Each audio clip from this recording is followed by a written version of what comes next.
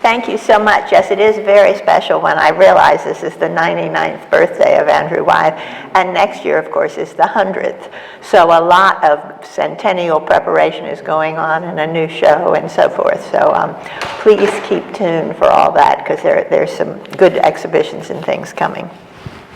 So N.C. Andrew and Jamie Wyeth, also known as the Pennsylvania Bruegels, are a wonderful grandfather, father, and son, sometimes known as America's first family of artists.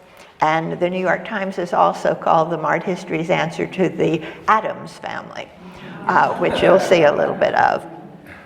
To understand the Wyeths, you have to begin with Howard Pyle. And Howard Pyle was the Delaware artist and book illustrator, actually praised, not many people know this, by William Morris, Joseph Pennell, and Vincent van Gogh, saying, "Who is this American illustrator?" It was very special that he was known by the Europeans. He published 17 illustrated books, nearly 80 magazine pieces, and 3,300 published pictures and decorations. He also taught more than 100 students, including N.C. Wyeth. Pyle taught his students very firmly to paint real things, real surroundings, and real backgrounds. He demanded historical accuracy and details, taught them all about uniforms and windows and anything about architecture or costume. And he wanted you to be very, very conscious of how a figure moves through wind or water when you're painting. N.C., Andrew, and Norman Rockwell had great admiration for Howard Pyle. Here you see Marines slogging through water. Here's wind picking up this old Indian's coat. And I'm so pleased to be right next to this painting here in the other room, which shows Norman Rockwell's allegiance to Howard Pyle, because of course here in this treasure chest you see the HP, and these are very much Howard Pyle type paintings of galleons done extremely accurately. And then of course here is a Howard Pyle with this same treasure chest. So you can see he's doing a lovely little nod to Howard Pyle there. And here you see a figure walking through weeds. And this is Andrew Wyeth after he just had an operation and he had to walk. Now we have mall walking, but he walked in the fields. And these are actually Howard Pyle's boots that Betsy Wyeth bought for him because of the great interest in Howard Pyle, who he considers his spiritual grandfather. Pyle taught his students, "Don't you know how one does when the grass is knee-deep, how one's muscles strain and the feet are entangled in the woods and grasses?" Pyle demanded not only historical or geographical accuracy and a vivid imagination, but like Delacroix, he felt that a good composition has a pleasing form, even at a distance, when the subject cannot be discerned or when turned upside down.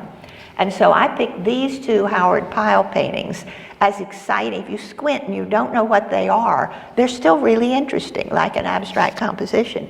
And then in this room, I picked my favorite two are the football tackle over here, which again, squint and don't know what it is, turn it upside down in your mind. It's still really interesting. So this is Howard Pyle. And my other favorite is this one here, because I think just if you look at the feet, the shoes, and they're all in this wonderful little pattern. So Pyle was always lecturing abstract forms, negative shapes, pay attention, which is of course part of what makes a good abstract painting.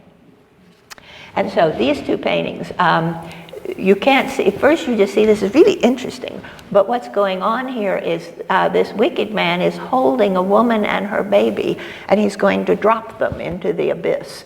So you can see in illustrating this extreme cliff and angle, and here's of course the poor fellow trying to save them.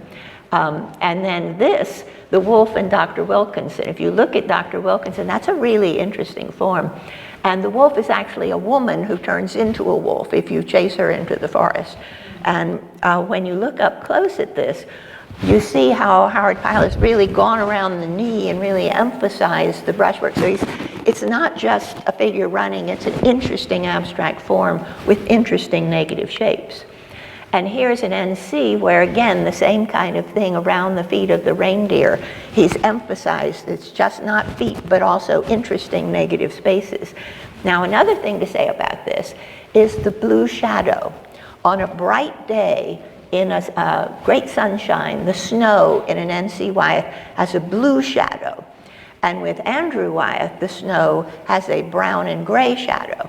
And when I was so lucky as to pose for him, he kind of takes you into his world and takes you all around. And he said, you see, today is an Andrew Wyeth day because the shadows are all gray and brown. And then other days it'll be a Jamie or an NC day with the bright blue shadows.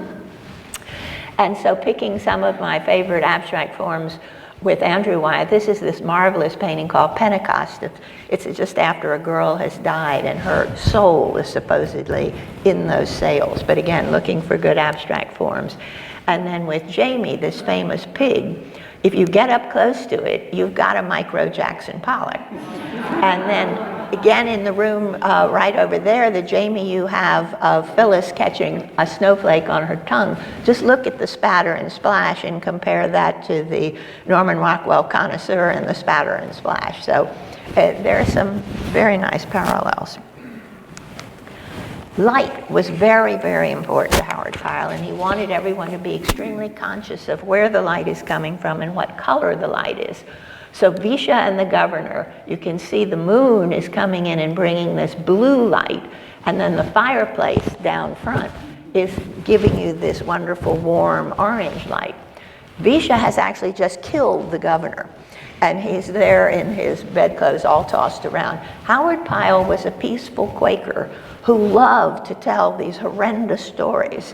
And when I was working on the article that Stephanie mentioned, I went to the Delaware Art Museum, and where they have his notes and the notes of his students and so forth, and a book that had pictures of hangings in it had all his paint on it and everything. He'd obviously had that book open and was looking at all these different references. So he painted very believable, horrendous scenes, even though he was in the Quakers. Here's comparing Jamie taking the same kind of light on bedclothes, where he has this sort of strange mystic light to go if once you've slept on an island, the extreme experiences you have. Here you have firelight by NC and lightning with the gnomes, and all this emphasis on source of light, color of light that you would expect from a student of Pyle. So here's some gray shadows. You've seen the blue shadow of NC. Here are some gray and brown shadows of Andrew. And Andrew so collected Howard Pyle paintings, and this is Howard Pyle's actual grandson. This is a candid photo of almost every Christmas, Betsy would give Andrew, or Andrew would give Betsy, a Pyle painting. And here's Howard Pyle, grandson, Howard Pyle Brokaw, coming to visit that. So NC, Newell Converse Wyeth, was a powerful but conflicted personality, very fond of history and literature. He wrote in 1910, "At present I am reading my 7th volume of Thoreau." Andrew Wyeth was constantly reminded that he was born 100 years to the day after Thoreau. This is also Thoreau's birthday. So he would be 199 today. NC wrote to Andrew in 1944, "The day is somber and gray, and I am reminded of Thoreau, who found the drab days of winter so inspiring." And so here you have drab days of winter in Chad's Ford with these gray and brown shadows on the snow. NC insisted that his 5 children read great books and hear what he considered great music. He especially liked music by the Finnish composer Sibelius. NC, Andrew, and Jamie all often listened to Sibelius while painting, a composer known for his love of land and country. NC grew up on a farm and enjoyed the company of farmers and fishermen. In an essay in 1935, NC had written, "The vitality of every important work of art lies in its autobiographical content." His paintings continued to reflect his love of land and sea. This is the house he built in 1911 due to the proceeds he received from selling the illustrations to Treasure Island, which many people cherish. And so when you look at his landscapes, here you have great respect for the land. And if you just encountered this, you might think this is by Winslow Homer, but it's an NC. And then he painted many, many fishermen, of course. So this great respect for land and sea and home. He struggled with being labeled an illustrator and actually painted over at least 13 of his illustrations to make them into landscapes, still lifes, or portraits. And we at Winterthur, at the excuse me, Winterthur University of Delaware program, have x-rayed a number of his paintings. So I've put one in here. This was treated by one of our students. There are large holes here. And after she got all through with the treatment, she noticed there were ripples in the surface that didn't make any sense for the composition. Just so you know what this is the family, NC, wife Carol, the 5 famous children, Henriette, who went to the Pennsylvania Academy. Everyone else was tutored pretty much at home. Anne, whose compositions were played by the Philadelphia Orchestra. Nat, who didn't paint, but you can see him with his ship model, did 22 patents for the DuPont company. So I always feel like a terrible mother when I hear about NC and the way he brought up these 5 children to make them all tromped on the roof and pretended to be Santa Claus, had them know all about natural food and so forth. Carolyn, a very able painter and tutor for Jamie, and here is Andrew at about 6 or 7 years old. So this is a sketch that the Brandywine River Museum had, and when our student Alexis treated it, she x-rayed it because of those funny ridges that didn't make sense. And Andrew and Jamie came and looked at this and said, oh look, it's 2 men fighting. You have to show it to Christine Podmanensky, who is now doing the catalog raisonné. And you can see there the holes that Alexis fixed. And so we showed it to Christine, who recognized it instantly. She'd been looking for it because she was putting together the catalog raisonné. She had seen it in the illustration for Everybody's Magazine in 1919. It's a wonderful story. This is the hero, the mildest mannered man, and this is the villain. He wants to kill him and take Beautiful Huldah. You see Beautiful Huldah's elbow up here. And, but he actually trips over this man he's already killed and goes into the smelting furnace. So it's wonderful when working on these paintings, if I can, I read the stories, because what moment he picked to illustrate is often very interesting. So in any case, he sent this off to Everybody's Magazine. They reproduced it, sent it back, he turned it upside down, and painted another painting over it. And then he does it again in one of the things we have at Winterthur. This belongs to the Brandywine River Museum. It's a lovely landscape of Chad's Ford and trees reflected in the water. But when we did infrared photography, there's an Indian under it. And so the date of this is signed to Carol. It's the engagement present to Carol Bacchius, whom he's about to marry, dated 1905. But this is 1904 when he went west. Howard Pyle said, if you're going to paint the West, young man, you must go west. And so he went west, rode the Pony Express, dissected a horse, and painted a number of very beautiful paintings of Indians. But in this case, he apparently didn't like this Indian. You can see the turban and so forth. And so it's been rolled up. You can see the creases. He brought it back and turned it upside down and painted this landscape on top of it, effectively burying a number of his illustrations this way. And we asked Andrew, I mean, people say, why do artists do this? Well, it saves time. You don't have to stretch a new canvas. And it saves a little money. And Andrew was enraged. He said, my father had plenty of money. And he said, turn it upside down and be inspired by the negative shapes and forms. So if you turn the Indian upside down, he actually, in this case, used the form of the Indian for the pool, because that was something you could make a choice about as opposed to doing portraits and so forth. So it was absolutely what Andrew had said his father did. So NC was a strong and powerful personality, but he was easily influenced by other people. Peter Hurd, who looks to me kind of like Danny Kaye, if any of you remember Danny Kaye, but he twirled a rope and was a very impressive personality. And he came to study with NC and then married his daughter Henriette. And Peter Hurd actually taught NC Wyeth and Andrew Wyeth how to use tempera paint. So Peter Hurd is the one who brought that into the family.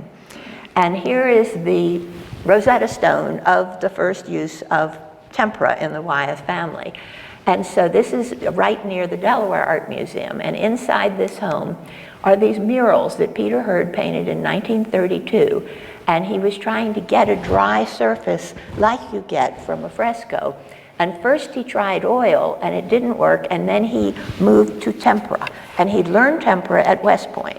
He later said that no West Point generals were as difficult to work under as NC Wyeth. So he knew. But in any case, it's summer, fall, winter, spring in the Brandywine River Valley. And what he used was Renaissance panels, and he wrote in his notes, "It is my best decorative work thus far. I have discovered a wonderful new medium, the gesso-coated panel of the Renaissance painters. It is a marvelous surface to work on, and I've been able to get a color quality and flatness hitherto unknown to me with tempera color." If you're not familiar with tempera, you make it yourself from eggs. You crack the egg, you roll it around in your hand, you grab it, you don't let the sack of the yolk get into the paint, pierce it, and then with the yolk mixed with water, you grind it with pigment.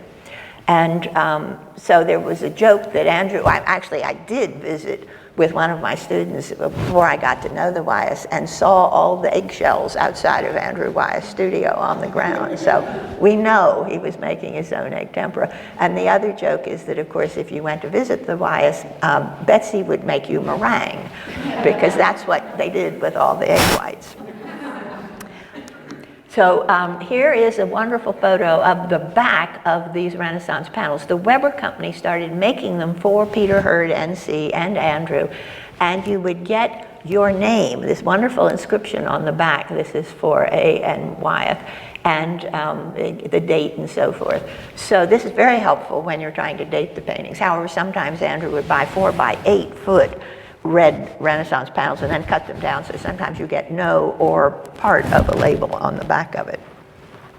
So as if he were aiding future art techniques researchers, NC sometimes took the same subject. He did this 7 times. He painted the Dark Harbor Fisherman up in Maine, oil on canvas in 1932, but returned to it and did the same composition in tempera, and this is 11 years later. He also did Thoreau in oil, and 10 years later in tempera. He did War Letter, which is quite poignant. It's a World War I opening of a war letter in oil, and then a World War II opening of a war letter in tempera. But he said you should never paint with another man's vehicle. You should be autobiographical and not paint with another man's vehicle. And tempera is something he had learned from Peter Hurd, and it really didn't suit him.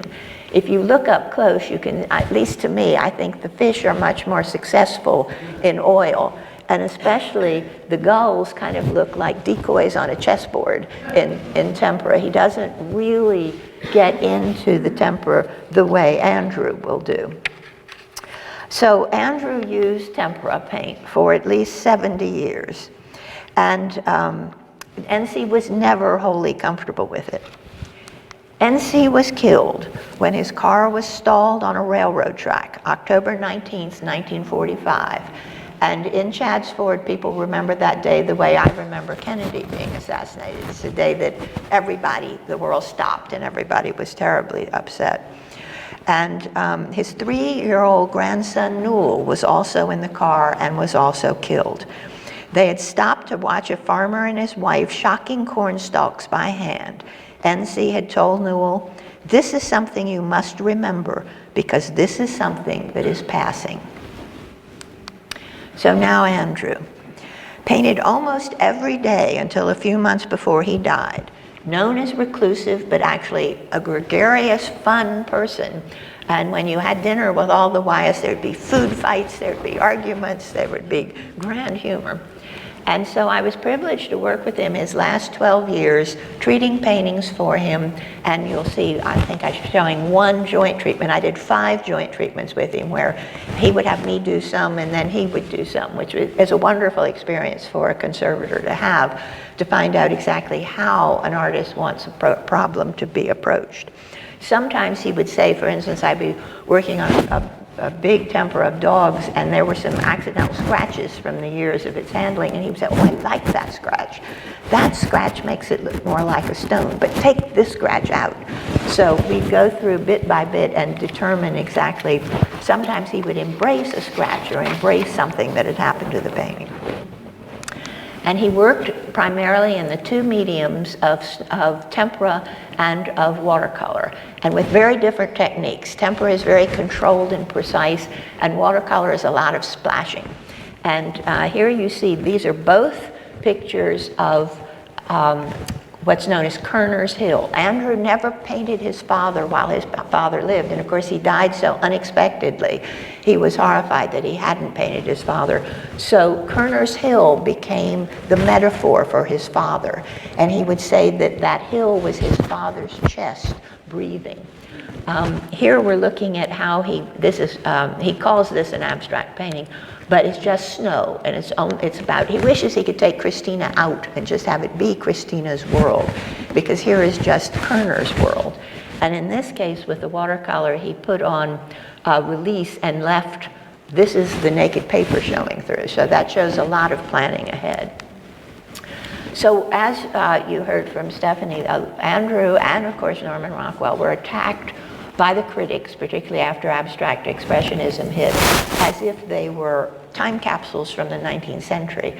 And if you look closely at Andrew Wyeth's work, there are a lot of references. So here's a dead crow in 1942. Yes, it's in Chad's Ford, but he is not unaware that World War II is happening and that bombers are coming all over the world for people. And so Ken Johnson, the first time we got a really good art critic in the New York Times who got it with Andrew Wyeth, said, a baleful symbol for civilization at war with itself, a silent scream against the violent idiocy of man. So not just a dead bird. And here is his 9/11 painting, On the Edge. It's a cliff in Maine. So again, you're aware of what's going on, even if he's painting Maine and Chad's Ford. And so, as I mentioned, these are the metaphorical ideas of his father. Wanda Corn has called Wyeth a metaphoric realist. And then we see, this is Kerner's Hill, and the railroad track where his father was killed is running right through this hill. So it's loaded with emotion and his reaction to his father's death. So this is the painting, again Kerner's Hill, that he paints in 1945, October, his father is killed, and this is his next tempera. And this is his neighbor, Johnny Lynch, being his vicarious self, running down the hill, not knowing where to go with the death of his father.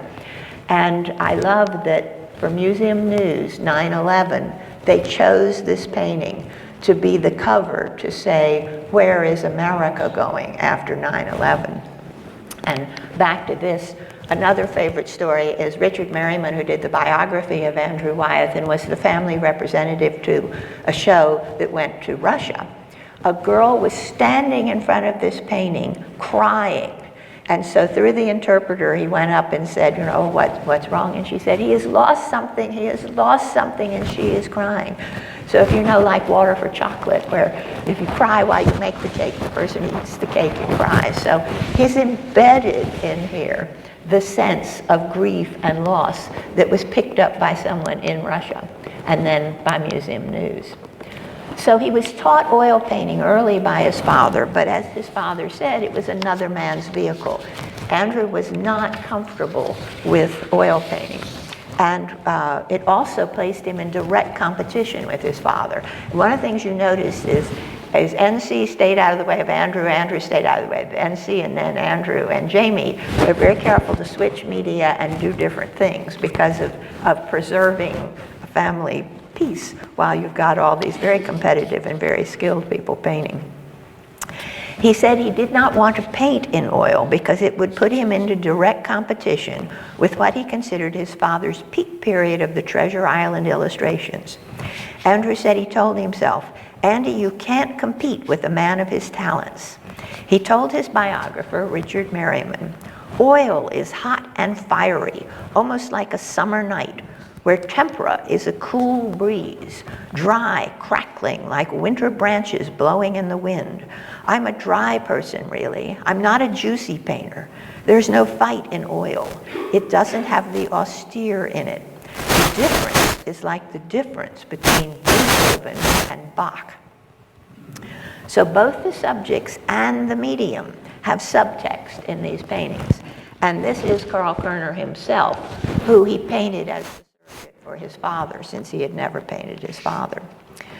Andrew's contained, precise dry brush medium contains another association with his father.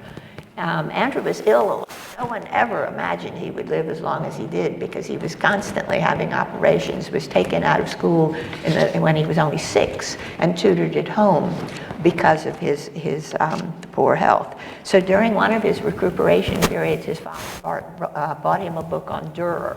And looking at this hair, and he's got from this his technique of almost drying out the brush and putting the tiniest lines. And so I picked 2, didn't mean to do hair and hair, but in any case, these wonderful, whether it's tempera or dry brush, the way he squeezes out the water so that you get these tiny, tiny fine lines. Now, watercolors are quite different. As he puts it, watercolor perfectly expresses the free side of my nature. Merriman notes a sitter's description. Every watercolor has been like a battle, the outcome constantly in doubt, his breath fast, talking to himself, the glasses he wears paint spattered with color. He attacks the paper with a frenzy, scratching it with the end of his brush, scraping it with a razor blade, dabbing at it with Kleenex. Wyeth's watercolors also contain fingerprints, straw, dog paw prints, because while he's working on a tempera, the watercolor sketches get thrown on the floor, and you can date a lot of Wyeth paintings by the dog he has at the time. So there's a dog always walking through and stepping on the watercolors. So these celebrations of nature, his watercolors, these are his early ones, 1938. He had a show when he was only 20 in 1937 of his watercolors in New York, and it all sold out. And you would think NC would be all excited, but he wrote this sad letter about, "I'm thrown in the deepest despair, I can never equal this boy," and so forth. So you do have this competition among the generations. So in 1940, Andrew married Betsy Wyeth, who said, "Free yourself from these corny colors." So if you think about before Betsy and then what comes after Betsy, I took this picture as we were leaving the dock. I'm going up to the Wyeth Foundation meeting on Friday where we go out to Betsy's Island. But this was 2008, and Betsy and Andrew standing on the dock. But here's Betsy, often in a hat, as you see. And post-Betsy, you see he gets these much more earth colors and ochres and umbers and so forth. And the ochres and umbers also have another association with Peter Hurd, who had a ranch out in New Mexico and sent Andrew earth colors and so forth. So again, you've got all these associations that the earth colors make you think of Peter Hurd. And he would talk about building a tempera slowly. Betsy always knitted, and he would say, when he makes a tempera, it's like Betsy's knitting. He's knitting or weaving together the paint to make the build like the earth itself. Tempera requires precision, but Andrew Wyeth told interviewer Thomas Hoving that he sees a danger and deadliness in technical perfection and uses his tempera medium in non-traditional ways. He says, now and then I have to take something and push it just as hard as I possibly can. So for his building of the seemingly meticulous tempera brown Swiss, he also incorporated accident into the layers. It's called brown Swiss, but the cows have left. So they're brown Swiss cows, and it just leaves their footprints. So there's a lot of absence in Andrew Wyeth paintings. So talking about the accident he harnesses here. One evening, just before dinner, I mixed up a huge bowl of ochre color and raw sienna, very watery. Then I stepped back and threw it all over this huge painting, color dripping down. Then I rushed out. If I'd seen it drying, maybe all patchy, I'd have doubted and tampered with it. The next morning I found I'd made it. I take terrible chances like that. Sometimes I miss and it's awful, chaos.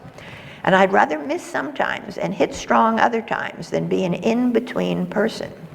Now keep in mind this is 1957. He's talking about splashing and throwing paint. And who else is painting in 1957 is Jackson Pollock. And Life magazine even does an article of the two poles of American painting, Andrew Wyeth and Jackson Pollock.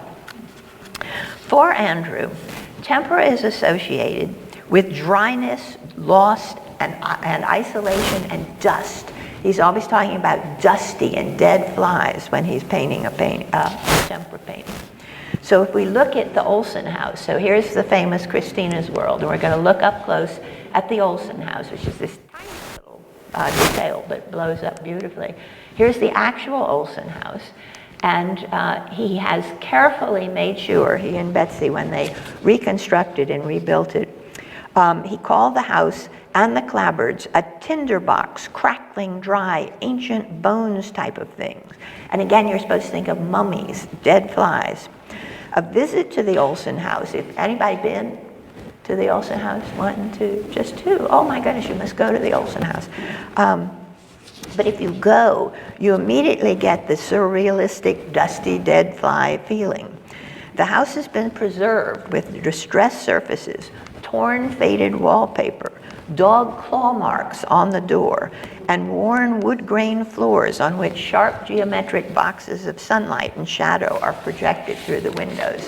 So a lot of Andrew Wyeths have these boxes of sunlight coming through windows.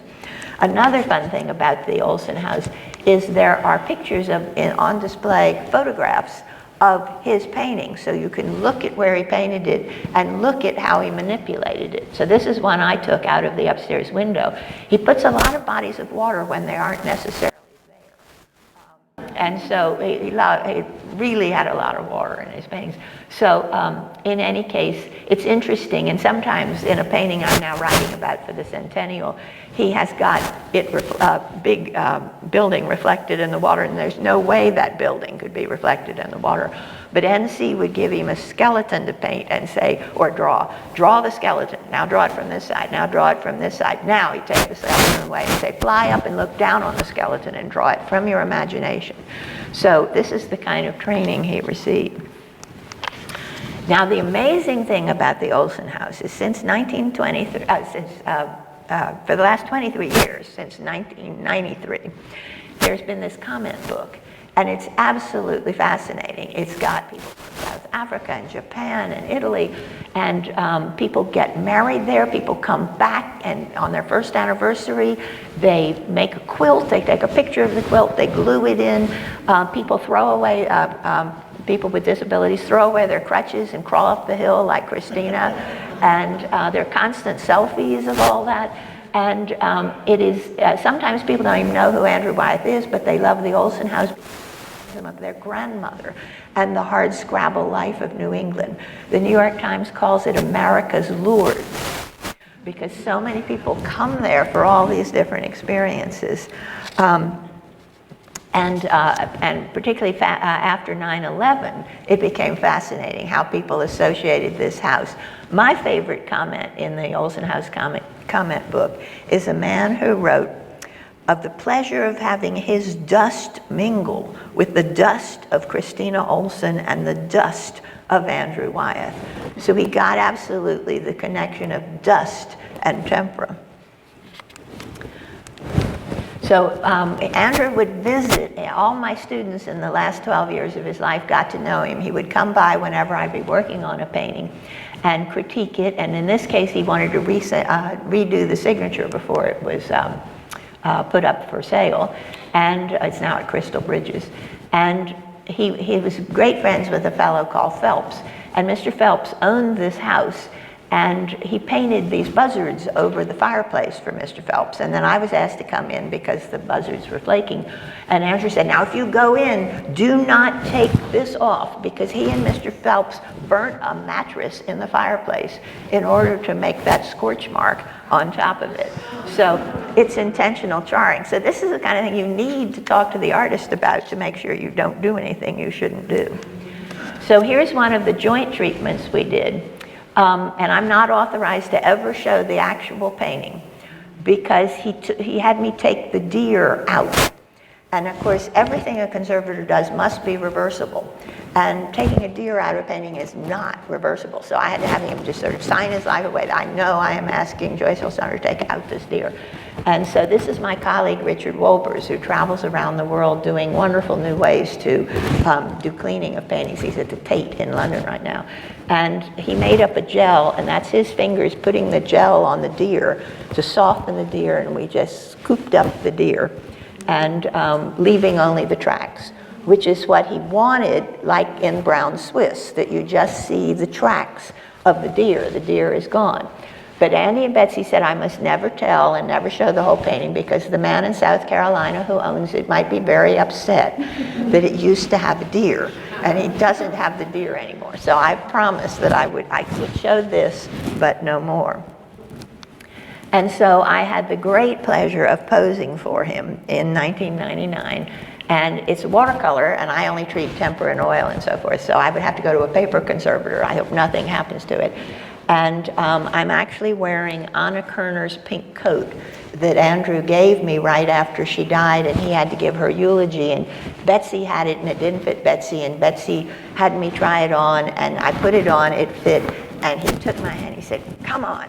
And we went over to the granary, and he started painting my painting because of the, so I had pictured I'd be like Christina and have 230 paintings, but no, just this one. But in any case, it was a marvelous experience. The only problem is I would have loved to watch him paint, but he's posed me looking away. And so when he wasn't paying attention, I kind of tried to look. But everybody who's posed for him says, you know, if it's not going well, he just shuts his sketchbook and says, let's go to lunch. And you never hear from him again, and there's no painting. Or you come back, and then later it's at the Whitney. So you don't know, but you don't want to be a bad model. You want to do all the things that we read about of Helga fainting because she never moved for 6 hours and things like that. So I had all that in my mind. I'm terrified, of course, because it's a watercolor that it might fade. So I got it, it hangs in my office at Winterthur, and I got a special shade because only when someone wants to look at it, I will pull the curtain because I do not want this to fade. Okay, last little section quickly is on Jamie.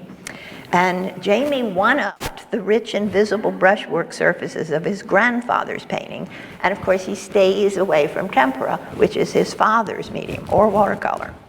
Jamie's work sometimes communicate a tongue-in-cheek humor, but always radiate a hedonistic delight in both the materials of art and the textures of his subjects. He sees himself as a dispassionate observer of animals, rocks, and houses. And here he's consulting with me because on these buzzards, and you'll see in a minute, he actually raised this buzzard. He varnished only the eye because he wanted it to be limpid and wet looking. And he was very upset that a conservator had taken one of his paintings of geese and varnished the whole thing. And so he very exactly, and the Russian constructivist Malevich did the same thing, just varnish a little section of the painting for the contrast. And Jamie had done that with the eyes. And so this is something I try to tell all conservators, don't varnish the whole painting. Jamie's love of the medium of oil dates from oil paint tubes left in Carolyn Wyeth's studio. She was his primary teacher when he was young.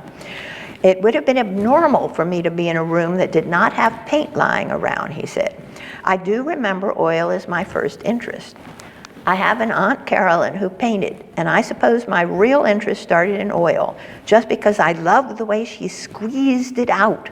It looked so edible, you know. When I was 6 or something, I would walk in and see it squirt, burnt sienna and raw umber. And I swear that's the only reason I got interested in oil. Just the consistency looked so wonderful. And then I tried them. My father works in tempera, which I did try. All the properties he likes, I dislike, and vice versa. I like the moistest ones. He likes the dryness of tempera. I think these choices are purely personal. Jamie also painted alongside of his father for at least 5 years, listening to Sibelius. And here's an intersection, I think, where they're the closest to each other. They're both painting the bell in Manana, which is next to Monhegan. And you can see Andrew is a watercolor and Jamie is an oil on canvas. And they remain close artistic colleagues. And here is Andrew by Jamie and Jamie by Andrew. And of course, Jamie's in oil and Andrew is in dry brush. Jamie's just lost a toy soldier and is really irritated having to sit still at the age of 6 for this dry brush. NC made a great production of holidays, and the most famous holiday in Wyeth world is Halloween. And so the great lot of happenings on Halloween. Nureyev would come and dress up and so forth, and I got to go to, I think, about 5 Halloween parties. And it was very important that you wear something terribly gruesome. Andrew had a mask that had, he had a bulb in his pocket and could pump it, and blood would flow down the front of the mask and so forth. And so instead of going west and dissecting a horse, as his grandfather had done, he collected taxidermies. Oh, here's more Halloween, sorry. So, and again, the humor that Andy said Jamie had it, putting pumpkins on his head, but here's Andrew painting a witch. And so Jamie was best friends. You've got Andy Warhol in the other room. We've got Marilyn and Grace Kelly. And most people don't realize that Andy and Jamie were best friends for about 10 years. And if you read the Andy Warhol diary, it starts out, the very first page is a visit to Chad's Ford and how much he likes Carolyn Wyeth and says she drinks a lot, she must be a good artist. And so they have this, and when Andy Warhol died, no one knew he collected all these antiques, but Jamie knew because they went together on antique exploration times. They also both collected taxiderm. And so here are, if you would visit Jamie, here's one of the Halloween parties, and I took this picture of a taxiderm bear standing there in the living room. And you might be asked to go check the stew pot, and you lift up the lid, and there's a squirrel like that inside the stew pot, or your bedroom will have a taxiderm animal on it and so forth. So there's this, that's the Addams family. You get this wry humor, and Andy and Jamie doing that together, and of course they painted each other's portraits. And the show went all around to Monaco, and they danced with Princess Grace, who's in the other room by Andy Warhol. So everything that's together. But this is a marvelous, very realistic painting, and even his shirt is pulled open to see, because Andy Warhol had been shot, if you know about that movie, and the story of the woman who came in and shot him, and Jamie has even emphasized that. So he collected taxiderms with Andy Warhol. He kept a wolf in his living room, studied sharks in a specially built tank, constructed a studio in his barn, and this is his vulture that he actually raised. He had to get all kinds of permission because vultures are some kind of protected, you're not allowed to have a vulture, but he had one. So he's especially good on his animal paintings because he lives with these animals. He worked, after his Warhol period in New York, he did a lot of work with Nureyev. I don't know if you're aware of a play has been circulating in Boston, New Jersey, Florida, and in Delaware called Nureyev's Eyes, which is a 2-person play about Jamie Wyeth painting Nureyev. It's very good. And so here you see young puppy Jamie measuring Nureyev with calipers. And Nureyev said, "You could make me suit." And he even hid in the prompter's box, watching Nureyev, followed him into the dressing room and so forth. So like had an abandoned vulture that he studies. He has an array of that he studies. And with the pig, he's actually in the pig pen with the pig here, the pig and he are looking out together at the winter storm. So he really wants to experience what either Nureyev or an animal is experiencing, but be invisible and be the observer. And here he's painting in a box in Monhegan because he's trying to avoid the tourists talking to him. They both like to be inside looking out, I think you could say. Now, returning to Nureyev to talk a little bit about Jamie's media, he loves cardboard. And so you can see up close on Nureyev's chest how he's pulled the paint down over the corrugation of the cardboard. And he loves the way that catches it. But he's gotten a lot of flack from conservators about it's not a good idea to paint on cardboard because cardboard is a crappy material. And one Warhol that he did on cardboard, the glue, because the cardboard is like this, and there's glue attaching all the touching stripes. And in one Warhol, all the glue has gone dark brown, and it looks like Andy Warhol is standing behind Venetian blinds. And it's just the brown. So some cardboard is okay, and some cardboard is really terrible.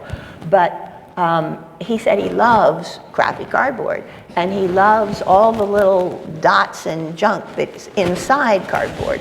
And so he's tried to paint on blue board, which is archival and conservators love and can be corrugated. But he didn't like the color. So one of the things we did for him was to take a whole bunch of archival blue board and paint on it with Benjamin Moore paints, trying really hard to get the crappy color that he liked. But we couldn't do it. But he, in thanks, this was again to Richard Wolbers and me, painted a little Nureyev for us on one of our attempts to do the right kind of cardboard. He did find out that if he spent $20,000 and bought it in bulk, they would make him corrugated cardboard that was archival but also brown and crappy looking. But he doesn't know what to do with $20,000 worth of corrugated cardboard, so that has stalled.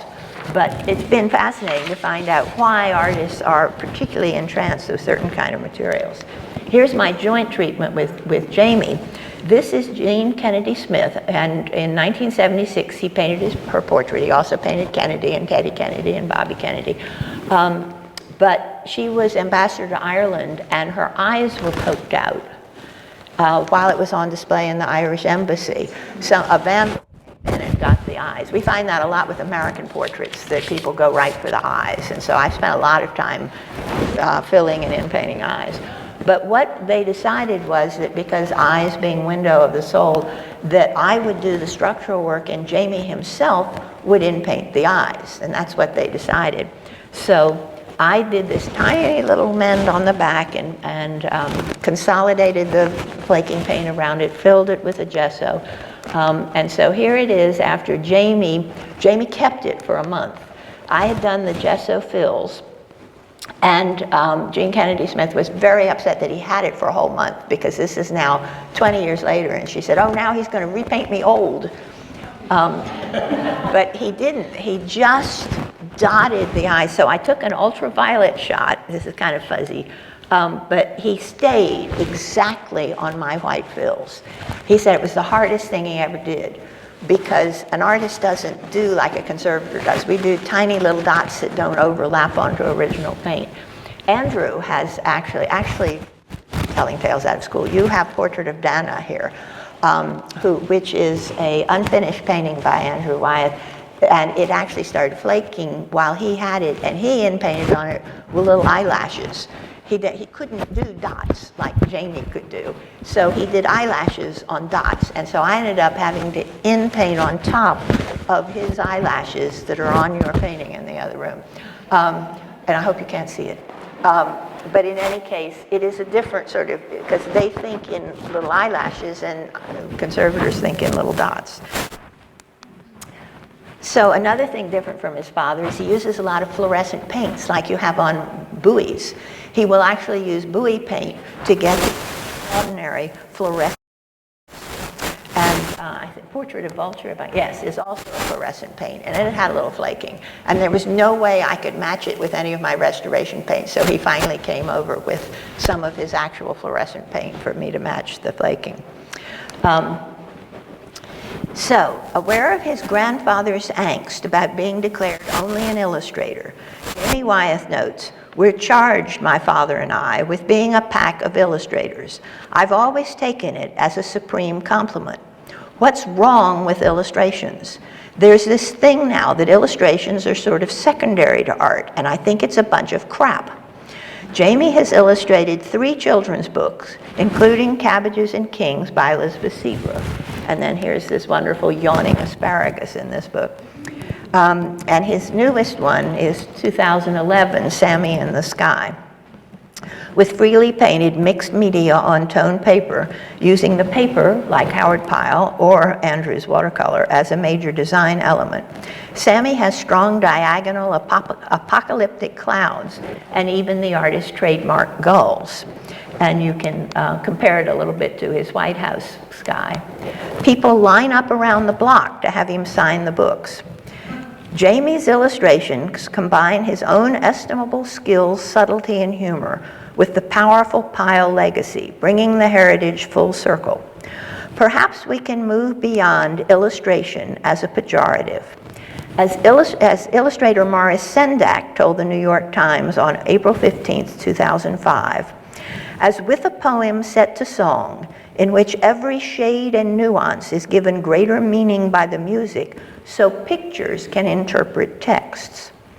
Now, speaking of music, you may remember that I mentioned that N.C., Andrew, and Jamie all painted to the music of Sibelius. This is a true story that you will not believe. But a woman came from the Getty that I'd worked out at the Getty. She's Persian and loved music, and her father would wake her and her sister up at 2 a.m. when he came home from an opera and get them to listen to the opera he had just heard because he was so excited about the music. And she said, "I want to see your Wyeth's paintings." And I think my Wyeth's, but in any case, I took her out to the Brandywine River Museum. And she looked at Andrew, N.C., and Jamie and turned to me and said, "Do your Wyeths like Sibelius?" And I thought, oh my goodness, it's embedded there, because they all painted to listening to Sibelius. So there is music that transcends culture in these works. With their different techniques and uses of mediums and materials, all 3 generations of Wyeth artists share the Pyle heritage of imagination, negative space, the power of light, and bold abstract forms. Works by all 3 artists bear witness to their individualistic joy in the act of painting. We, the viewers, are privileged to partake of this family's visual and autobiographical legacies. Thank you.